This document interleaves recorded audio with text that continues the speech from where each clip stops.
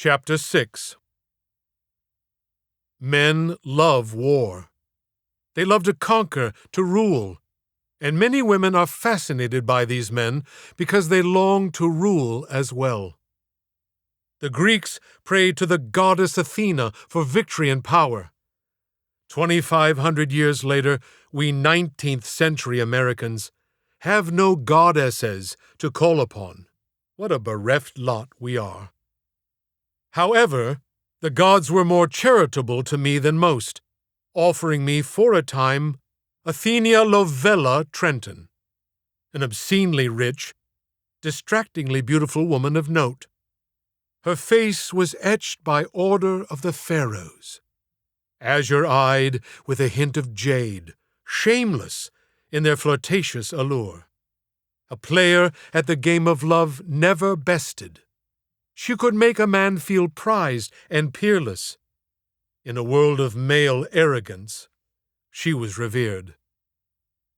A soft-looking woman who reflexively recoiled at sentiment and ignored tears, though shed aplenty for a winning effect. She could be your best friend, defender-in-chief, and #1 fan. An ingratiating trinity of solidarity rarely resisted, and though shaped to perfection and unalterably thin, was ravenous at the dining table. In public, she could conjure the manners of a French queen, wear the grandest, most elegant gown, conquering any room. A fascinating, monumentally stimulating woman who owned my desires and most of my heart. Athenia was the first person of consequence since Junius Brutus Booth to arrive in a life longing for inspiration. Sharing the story of my life with a substantial woman smitten by its intricacies brought it fuller into view. One of the most haunting stories of my father's passing was an early poem of mine I discovered the day of his funeral. The poem was at the bottom of his desk drawer, but it looked as though it had been handled often. I felt compelled to read it aloud. Remember all the fuss, the fights, the unpondering repose, the wasting ways of 1,000 wasted days, where love appeared not even in a whisper. The times the sun shone hardily upon the plain when you were napping in the shade, recalling nothing. This life is brief, of this we've heard, but did we ever listen? For now, the dust and I are one. I wish I'd climbed a higher peak, sang a sweeter song, touched, tasted, yearned for, fought for, and embraced love. Gorgeous, irreplaceable love. Most poignantly, he had written at the bottom of the page, "Look what my son knows." An epiphany that, if ever shared with the author, would have been treasured beyond comprehension. Why are so many of the most radiant jewels left muddied and unseen? At the telling of this story, Athenia held me without request, lingering in the moment to assure a comforting, willing me to be healed, but the jewel was muddied still. Shortly after the election of President Lincoln in the fall of 1860, I sold my mother's house and moved to Washington, D.C. I needed to leave behind the four walls that witnessed the disintegration of my parents' lives. But I would miss the place I had written my first original phrase. He was bewedded to his woe. It was a place I wrote of people I had met, and places I had been. After returning from my New Orleans adventure, I wrote about my experiences with a leaning toward the humorous, in hopes I might publish a sort of winsome travel book. A few samples for the book. My mother the day my father and I left for New Orleans. Sylvia Yardley married my father, forcing her to surrender her family name and become, for all intents and purposes, my mother. It was a title she relished excepting the multitude of times she found the change of designation burdensome in the extreme. The day we left for New Orleans was one such day. However, the burden was not hoisted upon her because of any offense on my part, but rather the self-inflicted wound she thrust upon herself by loving me more than reason allows. Mr. Ralph Flack of Asheville, North Carolina. Our travel companion for 3 days was a raconteur of monumental proportions, who could fill 45 minutes discussing the outhouse he had built for his wife. A unique creation, a double-seater in fact, a place where she and her cat, Mrs. Matilda Wanamaker, yes, that was her cat's name, might warmly share the experience only an outhouse can offer. He said that his wife always hurried up her own business so she could exit, rain or shine, morning, noon, or night, to allow Mrs. Matilda Wanamaker private time to fully relax, and that she would only re-enter the outhouse upon hearing a very distinct post-eliminatory meow.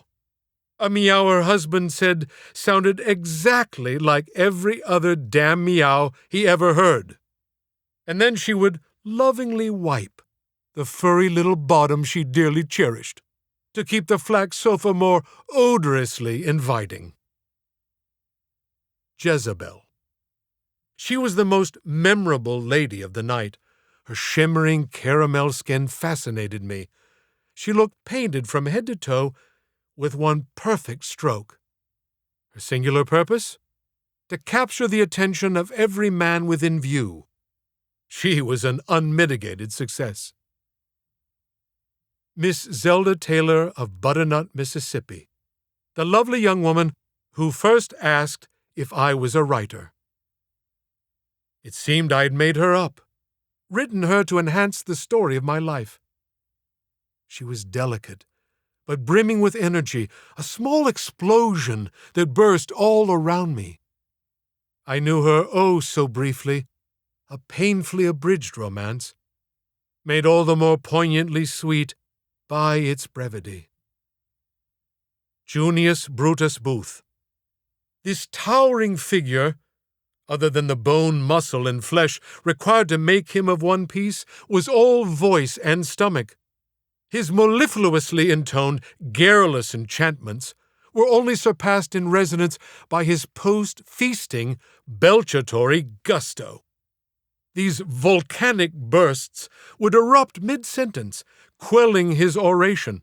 Amazingly, he could instantly replace any missing grammar to leave the sentence beautifully expressed. For any mere mortal, such a shattering explosion would have left irreparable their gastrointestinal tract, not to mention disrupting any semblance of grammatical cohesion. The monotone-faced husband at dinner.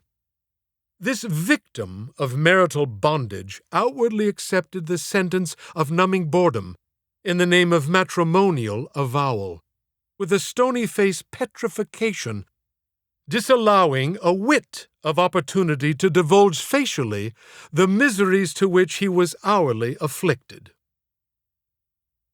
Captain of the steamer. Bart Johnston was a hard man, with river water in his veins. His lack of patience was fashioned by discipline, but a heart of depth could be found, as long as you avoided, at all costs, interrupting the captain's lunch. Zelda Taylor. Her kisses were tender, soft, and utterly unrehearsed. It seemed our lips spoke of love, unscripted. The ruminations were left dust-covered. I knew if I ever brought these characters back to life, it would have to be in a more comprehensive tome. They all meant far too much to be tossed on a nightstand for a minute's perusal, or, God forbid, in an outhouse, as fodder for a kiddie's wiping. Athenia was a cheerleader, especially in the areas of my writing. She had the sense of me, the uncanny awareness of what made me unique. before I knew my own true worth. We met in a ridiculously mundane way, fighting for a copy of a newspaper that had been left on a park bench. We both had come to rest on the same bench, unaware of each other, and at exactly the same second spotted, still unaware of each other, the paper. I grabbed the western edge, she the eastern, and a truly uncivil war commenced. Hers was the Sumpterian shot. I believe I grabbed this paper first. No, actually I did, I said, noticing her stunning face. Well, if you were a gentleman, you would relinquish the paper immediately. I couldn't resist. Well, if you were a lady, you wouldn't want to read it at all. The suggestion that women were mindless vessels, unneeding of information, with my winking smile attached, left her amused. Well, sir, you are absolutely correct. We women have better things to do than read all the news fashioned by foolish men for other foolish men. And with that, our story began. For 9 days we were inseparable. My adventures into the realms of intimacy were fully unleashed. She wantonly suggested that I had the drive of a wild stallion. My stride left her reeling. This lurid, sweat-tinged praise tripled my manhood. I nearly died trying to please her. It was clear from the start that we were a whirlwind, climatic in our effect. Ours would be an idyllic romance, or a capsizal. This sounds prophetic of a catastrophe, but we had audacious faith that ours would be a love unmatched in time. Maybe all lovers feel this as the first bloom overwhelms them. We were overwhelmed. Athenia planted seeds of promise all over Washington on my behalf. I was 28 years old, and just as the Civil War was heating up, Athenia introduced me to an officer on General McClellan's staff. McClellan was the commanding general of the Army of the Potomac, and our best bet against General Lee and the secessionist South.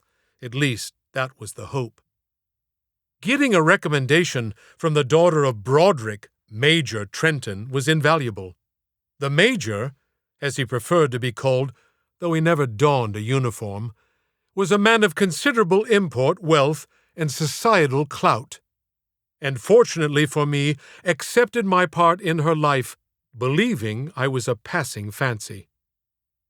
We might have shared a great deal, but he was cursed with the snobbish belief that wealth equals superiority, and dollars were the measure of a man, and when it came to his daughter, a moneyed man was the only option. He obliged my existence, offering the cordiality required of blue-blooded society. He was incapable of humor. I attempted some light banter to break the tension at our first meeting, only causing the human iceberg to thicken. How a man so buttoned up and cool could sire such a flaming goddess of indulgence was the unanswerable question. My connection with the Trentons paid off, and soon I was at the front, mired in the awful war, building my resume. I brought all my skills to bear and made myself invaluable to McClellan. I could relay long messages verbatim, persuade and remain dispassionate in the moment. And most importantly, I could write, a talent neither McClellan nor his senior staff possessed.